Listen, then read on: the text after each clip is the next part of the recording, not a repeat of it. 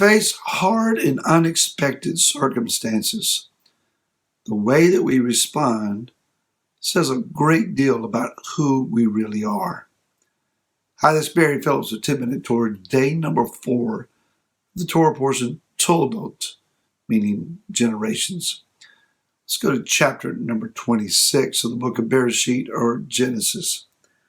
In verse 1 we read, "There was a scarcity of food in the land besides the first scarcity of food, which was in the days of Abraham, and Yitzhak went to Abimelech, sovereign of the Philistines, to Gerar. And Yahweh appeared to him and said, Do not go down to Mitzrayim, but live in the land which I command you. Sojourn in this land, and I will be with you and bless you. For I gave all the lands to you and to your seed. And I shall establish the oath which I swore to Abraham, your father. I shall increase your seed like the stars of the heavens, and I shall give all these lands to your seed, and in your seed all the nations of the earth shall be blessed." Why? Because Abraham obeyed my voice, guarded my charge, my commands, my laws, and my Torah. And Yitzhak dwelt in Gerar. We'll go back to the next verse here in just a few moments. We would like to think that because we were born again, because we are seeking to be observant of Torah, the bad things would not happen to us. Unfortunately, I think most of us realize that's not the case. Bad things, hard circumstances, trying times do take place in the lives of those who are walking uprightly and are faithful to Yah, even them. So Yitzhak and his family were dwelling, as best we know, as last mentioned to us, in a place called Be'er Lahairoi. Be'er meaning the well, Lahairoi, the well of him who sees. This is the same place that Hagar encountered the messenger of the Most High and received directions for her and Ishmael. So while they're dwelling in this place, in a place of vision, a place of spiritual connection, a famine comes. So sometimes in our place of spiritual comfort, establishment, where we have been functioning and functioning well for a long period of time, famines do come.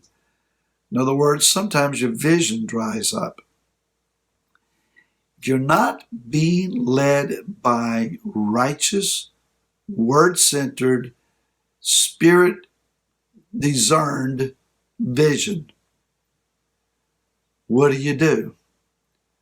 What happens when your vision hits a brick wall? Sometimes the plans of Yah for us take unexpected turns and changes of course. We have to learn in those moments to trust him and depend upon him. I'm not going to tell you that it's easy. In the book of Matthew, chapter 24, we've all read that. We understand that particular chapter pretty well. It talks about wars, rumors of wars, false messiahs, about those that will betray, about those that will give you up to the authorities because they are convinced that's the best thing to happen. Persecution is described. And in verse number 13, if I'm not mistaken, it's verse 13, Yeshua said this, "But he who shall have endured to the end shall be saved." You mean we're going to have to endure? When did we start talking about having to persevere and overcome? Really? I thought we were going to walk off our carpeted floors and go straight into the kingdom without a challenge. Not likely. So we have to understand then that there are times that we end up in situations that are not of our choosing, not of our preference. Yitzhak moved down to the land of the Philistines. And verses 4 and 5 of our text says that Yah is going to increase his seed, is going to bless him in the land, is going to give him the land, because Abraham obeyed Yah's judgments, his righteous deeds, his ordinances, his commands, and because he kept the Torah. Because of Abraham's obedience, the blessing of Yah is extended to the next generations. It's important then that we understand that we need to raise up our next generations to keep the Torah, to walk uprightly, but that we ourselves demonstrate this righteousness in front of them, and that we do so with a sense of joy and celebration and happiness. If you begrudgingly keep the Torah and you're not happy about it, don't expect your children and grandchildren then to get excited about the commands of Yah. Put a smile on your face.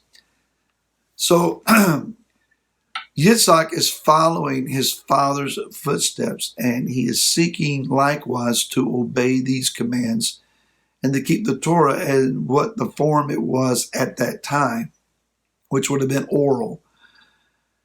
So we find then that not only did he take on his father Abraham's positive traits, he also took on one of his negative traits. For it says then in verse number 7 of our text, and when the men of the place asked about his wife, he said, "She's my sister." For he was afraid to say, "She is my wife," thinking the men of this place would kill me for Rivkah because she's good looking. There's nothing wrong with having a good looking wife. I have been so blessed. However, you cannot afford to misidentify the bride. We're not just talking about Rivkah here. We're making a spiritual application, the bride of Messiah. He's dwelling among the Philistines. The word Philistine means immigrant or a sojourner. It comes from the root word palosh, which means to wallow, to roll in the dust, or to roll in ashes as if one is in mourning.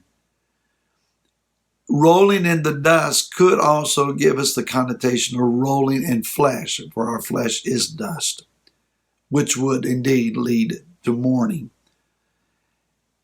By some sense of extension, perhaps we could suggest that these foreigners, these immigrants, these sojourners would be likened then to those among the nations, the Goyim.